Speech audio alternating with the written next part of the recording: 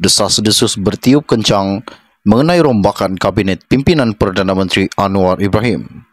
Bagaimanapun, Anwar berkata, dia belum mempunyai keputusan berhubung rombakan kabinet kerajaan perpaduan seperti yang diperkatakan sesetengah pihak.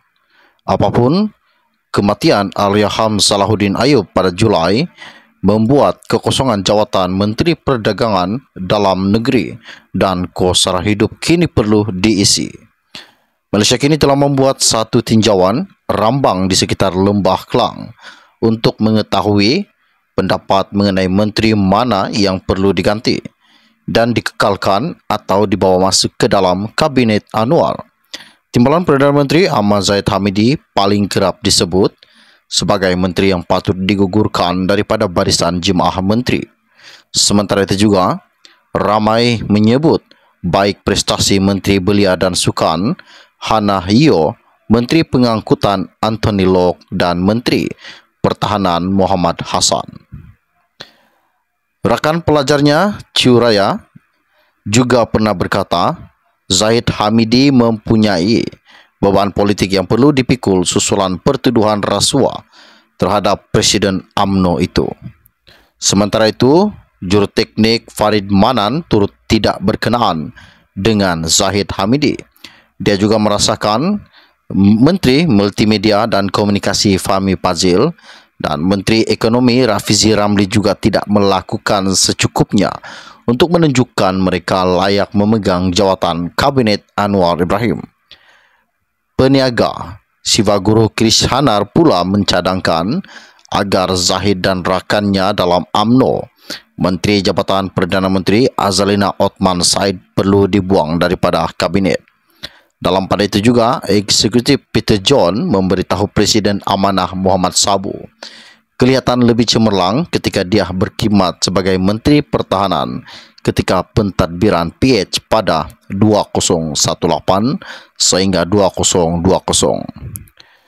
Lim Ton Chai yang bekerja sendiri turut menuding jari menyoal keberkesanan Menteri Dalam Negeri Saifuddin Nasution Ismail dan Menteri Perpaduan Negara Aaron Agodagong.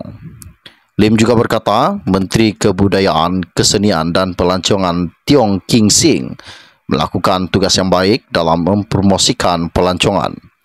Dalam perkembangan berkaitan, ramai orang muda yang ditemui wartawan dan pemberita juga berkata Menteri Kabinet dilihat sebagai terlalu jarang berinteraksi di media sosial.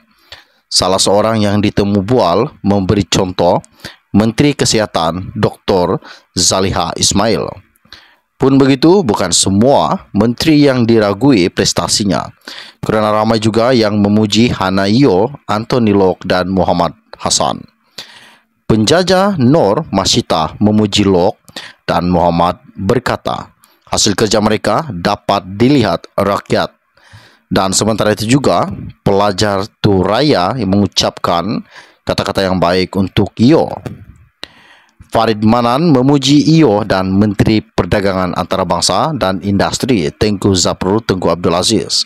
Dalam pada itu, pelajar IPT Hadrian memuji Loke dan Muhammad Sabu. Berkata, liputan di media sosial jelas menunjukkan dua menteri itu membuat kerja mereka. Akshan pula berkata, Rafizi sedang melakukan kerja yang baik untuk memulihkan dan membina semula ekonomi negara yang terjejas selepas COVID-19. Seorang lagi pelajar IPT, Amirul Adni memuji Menteri Pendidikan Fadila Siddiq yang menunjukkan prestasi baik kerana jelas dia bekerja dan turun padang untuk cuba memacu pendidikan negara ke arah yang lebih baik. Apabila wartawan pemberita bertanya, siapa yang mereka mahu diambil Anwar menyertai jemaah menteri? Jawapan yang diterima agak mengejutkan rakyat Malaysia. Nur Masyita tanpa berlelah bahagi memilih bekas Menteri Khairi Jamaluddin. Dia juga ingin melihat Syed Saddiq menjadi Perdana Menteri pada suatu hari nanti kerana katanya, ahli Parlimen Muar itu mengambil berat tentang kebajikan rakyat dan cukup berani untuk menyuarakan pendapatnya mengenai ekonomi negara. Sementara itu, seorang lelaki yang bekerja sendiri yang hanya ingin dikenali sebagai Muhammad menggesa supaya Najib Razak dibebaskan dari penjara dan kembali menjadi Perdana Menteri.